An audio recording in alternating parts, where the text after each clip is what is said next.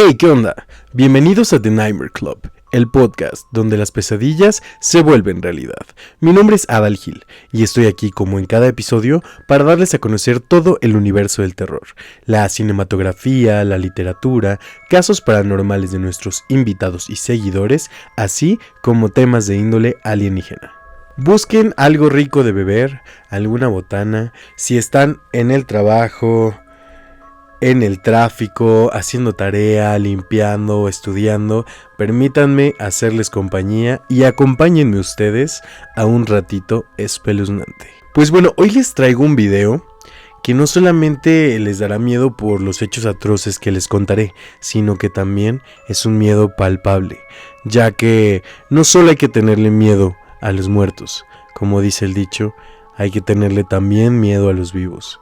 Entonces, el día de hoy les traigo un caso que es de mis favoritos y no es por admirar lo que pasó, no, sino porque me parece bastante interesante. Hoy les hablaré de uno de los asesinos seriales más grandes y conocidos en la historia de Estados Unidos, específicamente de Los Ángeles, California. Si les gusta este tipo de temas y quieren que continúe con esta saga de asesinos seriales, por favor déjenme su like y algún comentario, ya sea en YouTube, en Spotify, Apple Podcast, Google Podcast, en las redes sociales de The Nightmare Club, que es @The Nightmare Club _ o en mi red social personal, AdalGil _ en Instagram. Así podrán encontrarme y bueno, si les gusta, espero por ahí que elijan quién será el siguiente del que hablaremos. Comenzaremos hablando de Richard Leiva Muñoz Ramírez, mejor conocido como The Night Stalker. Bueno, él nació el 29 de febrero de 1960 en Green Bay, California. Nació en un matrimonio bastante conflictivo, violento y súper disfuncional. Su papá trabajaba en las obras, pero él era un ex policía en Ciudad Juárez, Chihuahua. Se mudan, pasan la frontera y es cuando nace Richard. Su padre era especialmente violento con todos los miembros de su familia, pero si con alguien la tomaba de verdad fuerte, era contra Richard. Tanto así que Richard, harto de los abusos de su padre, prefería buscar dónde dormir en los cementerios locales y pasar ahí la noche que tener que soportar a su propio padre en su hogar. También haciendo esta investigación me di cuenta que existían muchas pruebas nucleares que se realizaban en el área donde Richard creció y nació a principios de esos años por el gobierno de Estados Unidos, lo cual también le adjudica tanto a Richard como a sus hermanos un comportamiento bastante extraño. Se dice que contaban con enfermedades físicas y mentales. Bueno, creo que tras conocer todo lo que hizo Richard, está claro que no estaba al 100% de sus facultades mentales. Se dice que Richard tuvo un acontecimiento que muchos asesinos seriales suelen compartir, y este es un golpe muy fuerte en la cabeza un día que se encontraba jugando con su hermana en un parque con un columpio de metal, lo cual hizo que se desmayara, y tiempo después la secuela que le dejó fueron convulsiones y una especie de epilepsia hasta que llegó a su adolescencia. Otro de los acontecimientos o sucesos traumantes que le ocurrieron a Richard era que empezó a juntarse mucho con su primo llamado Mike Ramírez. Él era un veterano condecorado de la guerra de Vietnam, pero no era precisamente una muy buena persona, ya que Mike le mostraba muchas veces a Richard al día y le platicaba las historias de todos los salvajismos, crímenes y asesinatos que cometió durante la guerra. Y no era solo una plática, ya que él contaba con fotografías de los mismos. Richard recuerda específicamente una fotografía de una manera muy clara y lo relata, que era de una mujer vietnamita, pero solamente era su cabeza. Su primo la sostenía con una gran sonrisa. Le contaba todos los abusos, tanto sexuales, mentales, asesinatos, crímenes, todo lo que cometió durante la guerra y tal vez un poco después de ella. Su primo tenía una esposa, pero a ella no le gustaba que le enseñara todo eso a Richard, pues sabía que podría generar un trauma, ya que era un niño pequeño. Un día, en una de estas discusiones, su primo Mike se vuelve loco, toma una escopeta y le dispara directamente en la cara. Se dice que incluso la sangre de la chica logró salpicar a Richard en ese momento en todo su cuerpo. Su primo le pidió que se fuera y Richard lo único que hizo fue correr a su casa. Pues esto obviamente se hizo una investigación, lo capturaron y lo llevaron a prisión por el asesinato de su propia esposa frente a Richard Ramírez. Al no tener a alguien con quien compartir ya momentos, Richard decidió alejarse aún más de su familia. Entonces era alguien muy retraído, no tenía muchos amigos, no convivía con su familia, y su hermana mayor, llamada Ruth, lo invitó a vivir con ella y con su esposo. Lo que ella no sabía es que Richard ya se encontraba consumiendo sustancias ilegales desde la edad de 9 años, y lo que ella tampoco sabía es que su marido era alguien adicto al exhibicionismo y al acoso. Era como tal un acosador y comenzó a inducir a Richard a esto. Lo llevaba a dar vueltas por las calles, a mirar a las mujeres, a morbosearlas, a decirles piropos, e incluso escaló a un tal nivel que las espiaban en sus casas o departamentos por las ventanas, cuando ellas no se daban cuenta. Después de todos estos comportamientos con el novio de su hermana, Richard sigue consumiendo sustancias ilegales, alcohol, y sigue induciéndose dentro de todos estos comportamientos de acoso. 4 años después, su primo Mike Ramírez sale de la cárcel y vuelven a juntarse y a unirse, y empiezan a compartir todo esto que ahora Richard había adquirido por alguien más. Más alcohol, más sustancias y por supuesto más perversión.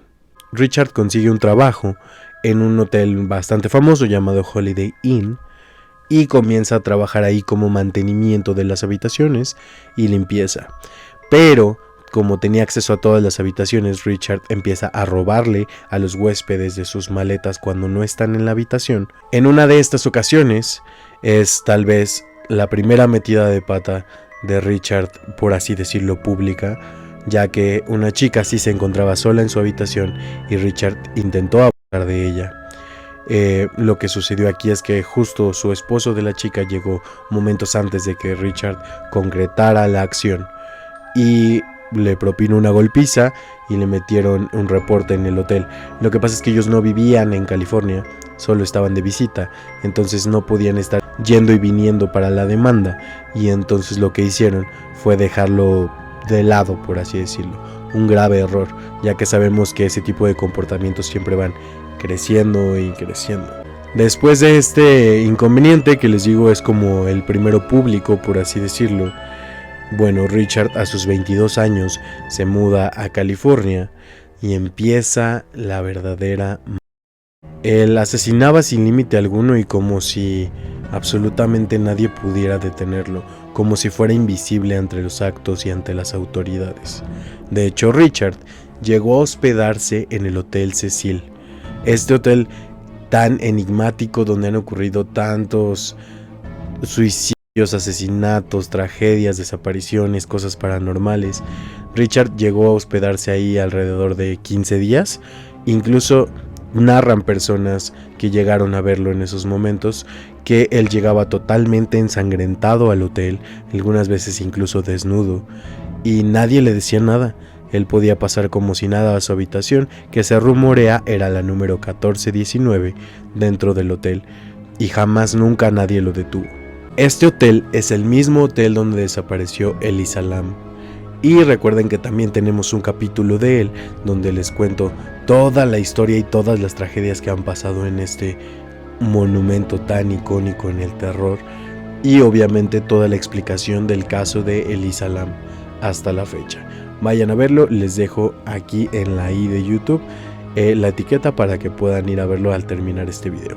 Así es como Richard poco a poco se convierte en uno de los asesinos seriales más grandes de la historia. Y por supuesto el más famoso en California. Fue llamado de muchas formas y tenía muchos apodos hasta que por fin pudieron definirle un apodo en específico que era The Night Stalker, pues se presumía que a todas sus víctimas las acosaba por las noches hasta que un día, ya aprendida su rutina, lograba entrar a sus casas, robarles sus pertenencias, secuestrarlas, cometer actos ilícitos con ellos y al final desvivirlas. Siempre se colaba por alguna ventana o puerta a las viviendas. Si se trataba de un matrimonio, primero desvivía al esposo en su mayoría cuando se encontraban dormidos y no podían defenderse, para después cometer actos ilícitos con las esposas, robarles sus pertenencias y al final desvivirlas. Se comenta incluso que si había niños dentro de la familia, corrían con la misma suerte. El 10 de abril de 1984 se da a conocer el que podía ser el primer delito concreto cometido por Richard. Se dice que fue una chica de origen chino-estadounidense llamada Mei Leung, la cual solo contaba con 9 años de edad.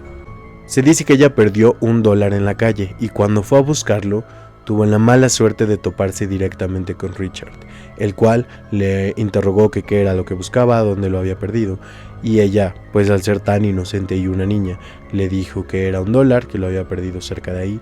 Entonces Richard le dijo que él sabía dónde estaba el dólar. La lleva a un sótano donde la estrangula, la golpea, comete este acto ilícito en contra de ella y la desvive dejándola colgada de un tubo con restos de ropa que tenía ahí como si fuera una prenda más que se estuviera secando al aire. Nadie sabía que Richard era culpable de este delito, hasta el 2009 que se comprobó que había sido él. Pero eso no fue todo. La segunda víctima fue el 28 de junio de este mismo año, una señora de 79 años llamada Jenny Winkle. Ella fue encontrada desvivida en su departamento, casi decapitada. Lo que descubrieron es que no solo desvivía a sus víctimas, sino que también se llevaba las pertenencias de mayor valor dentro de las propiedades. Supuestamente, como les comento, para sustentar sus adicciones, con las cuales ya venía arrastrando desde que tenía 9 años. El 17 de marzo de 1985 comete otro delito hacia María Hernández, de 22 años de edad. Tal vez es uno de los más recordados, ya que cuando Richard decide desvivirla, le dispara directamente hacia la cara, pero María contaba con las llaves con las que había entrado al departamento, las cuales al cubrirse la cara hacen que la bala rebote en las llaves y dé hacia otra dirección. Ella cae del susto del impacto, pero en realidad la bala nunca la dañó, y esto fue algo de lo que Richard nunca se percató. Pero bueno, el que María sobreviviera no quitó nada de la tragedia, ya que su roomie, una mujer de 30 años, tras escuchar la detonación, decide asomarse y se encuentra con Richard allanando el apartamento y que recién le había disparado a su roomie. Lo que hace es correr hacia la cocina y esconderse. Y justo cuando se encontraba a salvo, decide asomarse para ver dónde se encuentra Richard. Es ahí cuando le dispara y termina con ella. Esta noticia fue tan fuerte y tan grande, ya que María pudo servir como testigo, que todos los medios de comunicación locales de California se volvieron absolutamente locos y empezaron a reportarlo en radio, en televisión, a contar el testimonio de María, y de ahí empezaron a salir muchísimos más testimonios de personas que decían que eran acosadas por la noche, que alguien había entrado a sus casas o departamentos, que las habían robado, que habían hecho actos ilícitos, que las habían intentado desvivir, pero nadie daba una descripción concreta de el hombre que cometía estos actos. Comenzaron a llamarlo el intruso del valle, el caminante de la noche, hasta que por fin uno de los medios más reconocidos en la época decidió llamarlo Night Stalker. Luego, el 27 de mayo del año siguiente, vuelve a hacer un ataque, esta vez a una pareja. Al esposo lo detona dormido y lo desvive. Después, en la misma casa, secuestra a la esposa, la ata mientras reúne todos los objetos de valor y la interroga de dónde está dinero, joyas, cosas de valor y demás. Y entonces ella intenta escapar y logra zafarse de estas ataduras que le había puesto Richard, y va a buscar a una sección de la casa una escopeta que ella y su esposo tenían para defensa propia y para este tipo de casos de emergencias. Vuelve hacia Richard y al intentar dispararle para defenderse, se da cuenta que la escopeta no tiene municiones.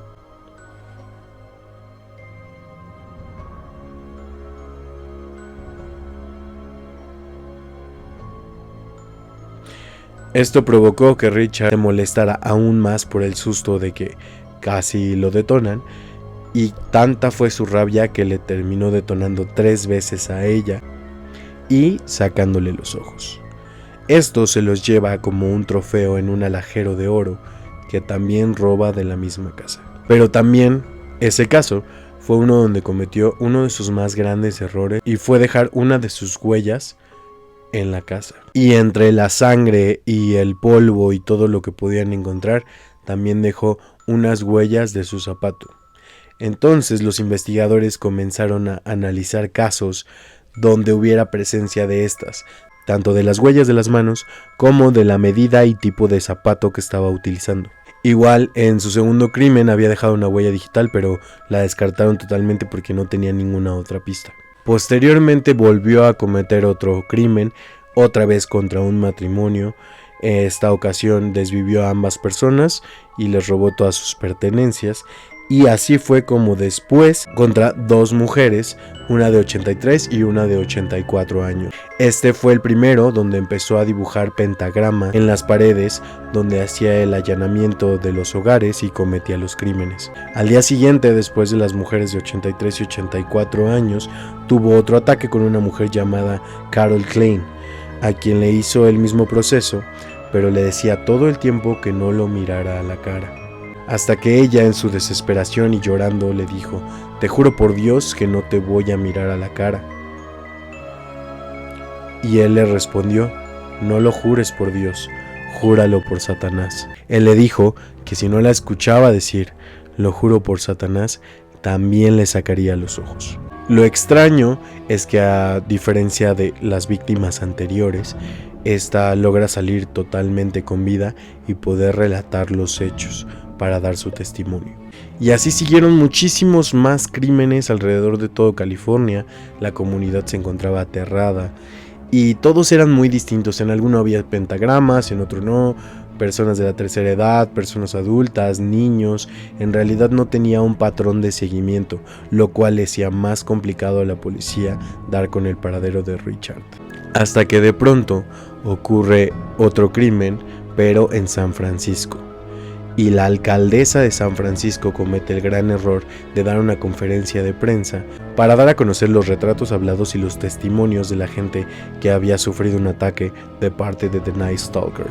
Pero comete un grave error, y es empezar a dar demasiados detalles en televisión, en radio a nivel nacional, de características o especificaciones referentes a Richard, ya que dio tantas especificaciones como el número de zapato, tipo de zapato, el retrato hablado de Richard, el modus operandi, como que podían más o menos calcular porque todo era distinto, que era una persona que procesaba la religión satánica y demás, que lo único que hizo fue que Richard tuviera muchísima más precaución y se cuidara porque ya conocía qué es lo que la policía sabía de él. Mientras tanto, la ciudad estaba vuelta loca. Empezaron a comprar muchísimas armas, candados, objetos de defensa personal, y la gente se encontraba en verdad aterrada. Nadie tenía idea hasta que un día un sujeto va a la comisaría y les dice que un collar fue obsequiado a otro de sus amigos y a él se lo regalaron por parte de nada más y nada menos que The Night Stalker. Es así como llegan con el primer sujeto y lo interrogan, pero él no quiere cooperar.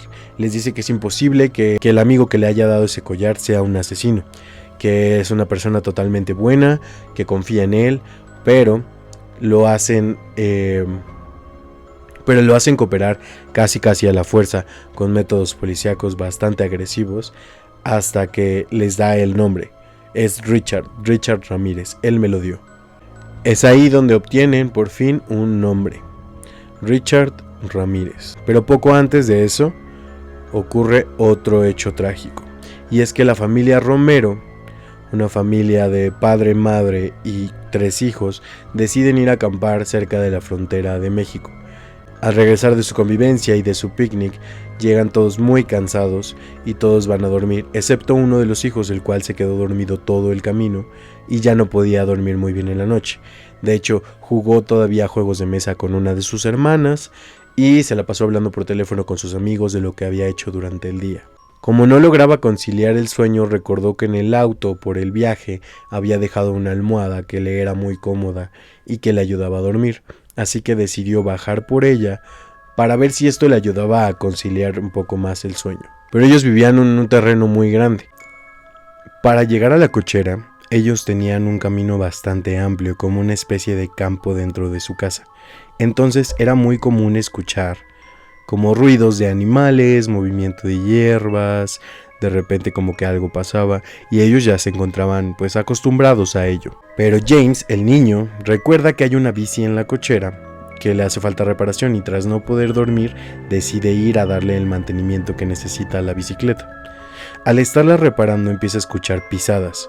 Al principio cree que es algún animal que va pasando por ahí, pero se da cuenta que en realidad no es así. Se da cuenta que justo desde donde había escuchado los ruidos ve salir una persona hacia él, lo que provoca que se vaya corriendo a su habitación, haciendo mucho ruido, taparse con las cobijas y de inmediato sus padres despiertan. Le preguntan qué es lo que ocurre y él les dice que alguien estaba dentro de la propiedad y que intentó acercarse a él. Pudieron ver desde la ventana de su cuarto un sujeto que se alejaba de la casa y se subía a una camioneta color naranja. Sus padres llaman a la policía y reportan las placas de esta camioneta, la cual era una Toyota color naranja.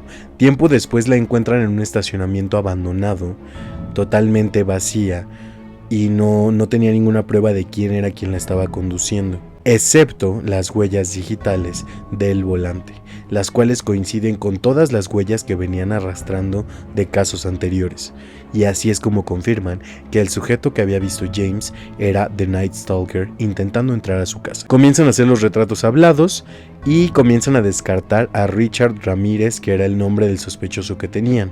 Se dan cuenta en los registros que solo existen 8 Richard Ramírez en todo California. Junto con la policía del otro estado, que también había reconocido las huellas y como la especie de patrón que tenía Richard al atacar, se dieron cuenta que efectivamente de esos 8 Richard Ramírez tenían el registro de uno que ya había estado en prisión por pocos días por delitos menores como portación de drogas o intento de robo. El 30 de agosto de 1985 a Richard se le ocurre ir a visitar a su hermano a Arizona. Se va y cuando llega no lo encuentra, no puede contactarse con él y decide volver en tren, pero se da cuenta que en la estación de trenes hay una cantidad de policías impresionante. Entonces se da cuenta que algo está mal y entra a una tienda de conveniencia parecida a un 7-Eleven y una de las mujeres que está comprando ahí ve su rostro en los periódicos y revistas que se encuentran en la tienda y comienza a gritar que él es The Night Stalker y que está ahí en la tienda. Él sale corriendo, huye, logra subirse a un bus, pero también otra mujer logra reconocerlo y empieza a gritar que es él, que lo atrapen, que lo detengan. Entonces Richard ya no sabe hacia dónde huir, baja del bus y esto se detona en una persecución alrededor de Los Ángeles. Richard huyendo entre calles, entre espacios, intentando robar autos, pero no consigue robar ninguno. Es ahí cuando un peatón llega con un tubo de metal y le golpea en la cabeza logrando noquearlo. Mucha gente quería linchar a Richard en ese momento porque toda la gente en Los Ángeles sabía lo que había hecho, sabía todos los crímenes que había cometido y obviamente querían tomar justicia por su propia mano. Pero llegó la policía y lo subieron a la patrulla.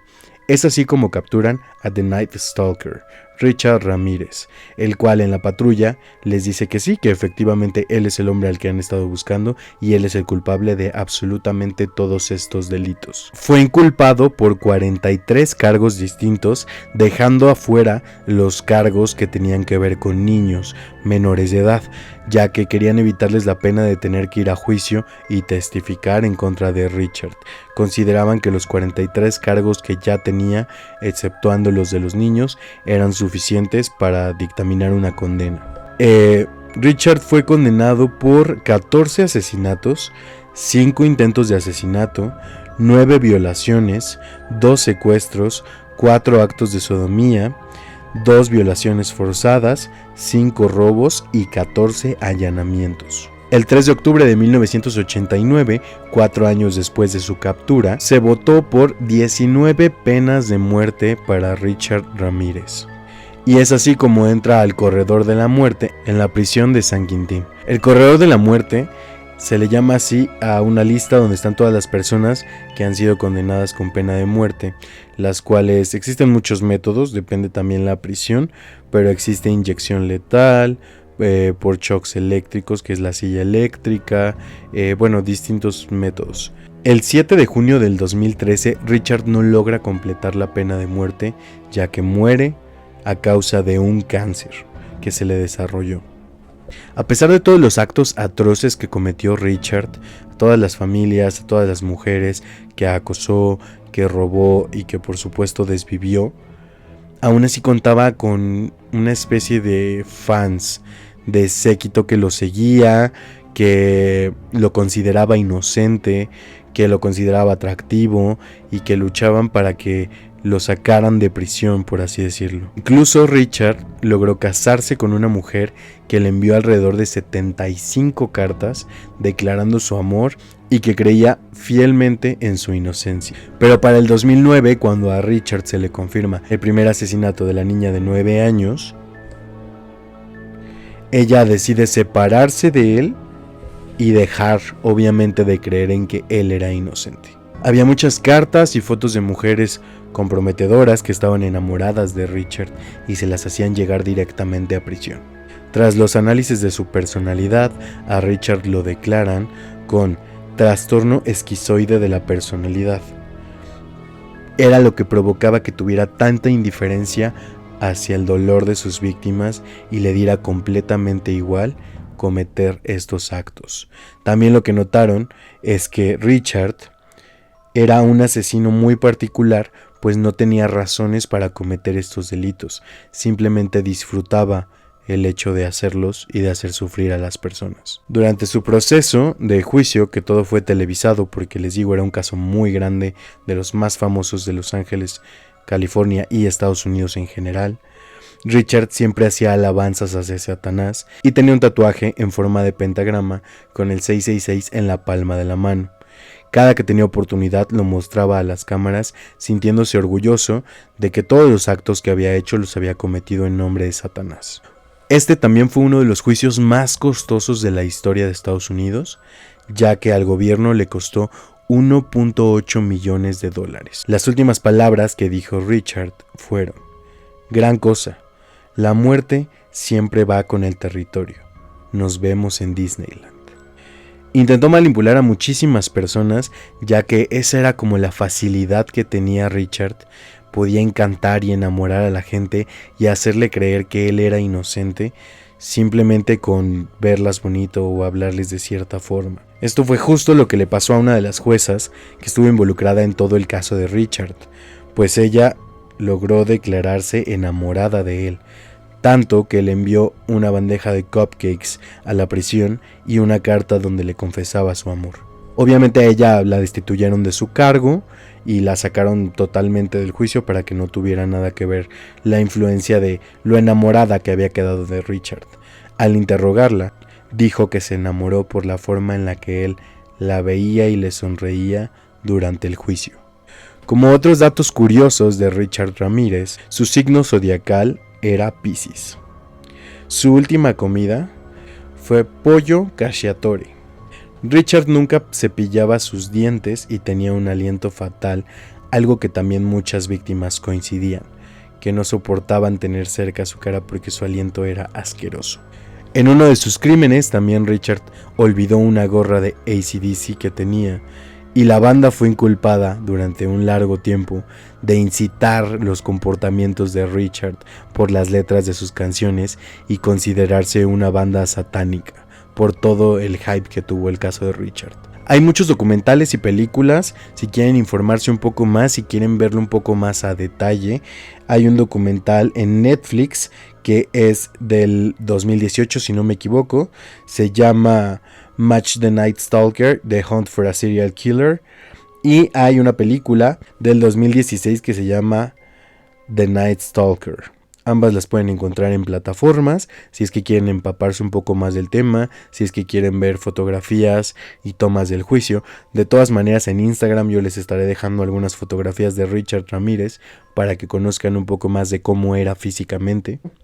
Hasta aquí el tema. Por favor dejen un like en el video si les gustó, un comentario, los voy a estar leyendo por todas partes. Por favor díganme cuál es el asesino serial que quieren que siga, con quién debería de seguir, cuál es el siguiente caso que quieren que les cuente, que investigue, y aquí voy a estar con gusto para ustedes dándoles toda la información.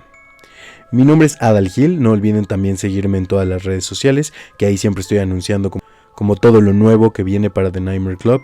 Entonces estoy como @adalgil- en Instagram, y así me pueden encontrar en todos lados, Facebook, TikTok, en todos lados. Luego hago en vivos jugando Ouija, que la pueden ver ahí atrás con Chucky en TikTok, entonces también vayan a seguirme. Y por supuesto no olviden estar pendientes de las redes sociales de The Nightmare Club, en especial de Instagram, que es @The Nightmare Club, donde les aviso cada que hay un nuevo episodio sobre qué va a tratar. Les estoy subiendo historias, si alguien me manda como videos o fotografías impactantes, ahí es donde se publican. Entonces, por favor, vayan también a seguir por allá. Si nos escuchan en plataformas digitales, también déjennos su like, califíquenos con 5 estrellitas en Spotify, síganos en donde les sea posible, que la verdad es que me ayuda bastante para seguir creciendo y que el club cada vez se vuelva más y más grande y seamos más escuchando estos increíbles relatos. Esto fue The Nightmare Club, el podcast donde las pesadillas se vuelven realidad. Espero que tengan dulces pesadillas. Nos vemos.